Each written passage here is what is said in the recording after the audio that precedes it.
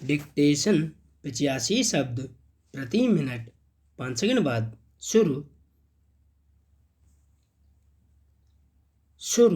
उत्तर प्रदेश, राजस्थान, छत्तीसगढ़ में जिस प्रकार दिल दहला देने वाले वारदात सामने आए हैं, उन्हें देखकर मन में क्षोभ का भाव जागृत होना स्वाभाविक है।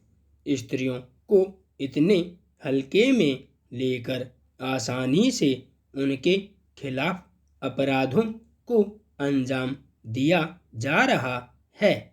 इस प्रकार की निकृष्ट घटनाएं न सिर्फ सरकार के रवैये और कानून व्यवस्था पर प्रश्न चिन्ह लगाती हैं, बल्कि यह समाज के बदलते व्यवहार को भी कठघरे में खड़ा करती हैं।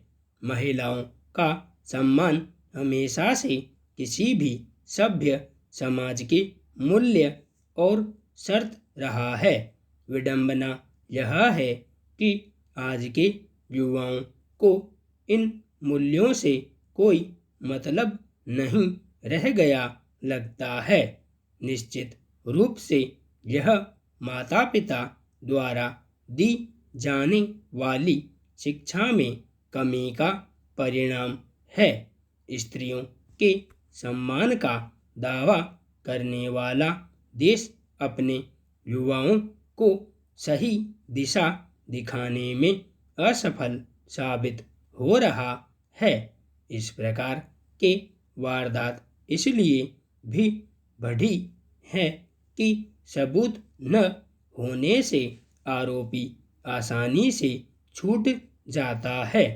रसूखदारों के पक्ष में समाज, राजनीतिकों के हस्तक्षेप, पुलिस के रवैये से लेकर न्याय व्यवस्था का लचीलापन काफी हद तक इसका जिम्मेदार है। दरअसल न्याय पर आधारित व्यवस्था के साथ साथ प्रौद्योगिकी और नैतिक शिक्षा भी उतनी ही आवश्यक हो चुकी है। परिवारों में बेटों को सभ्य और इंसानी मूल्यों से लैस किए बिना उनके अपराधी नहीं बनने की उम्मीद नहीं की जा सकती। महिलाओं को आत्मरक्षा के लिए भी शुरू से तैयार करने के प्रयास किए जाने की जरूरत है। काफी जगह कराटे आदि की सीख दी जाती है। किसी भी देश की तरक्की तभी संभव है जब वहाँ की महिलाएं स्वतंत्र और बिना भय के हर जगह विचरण कर सके।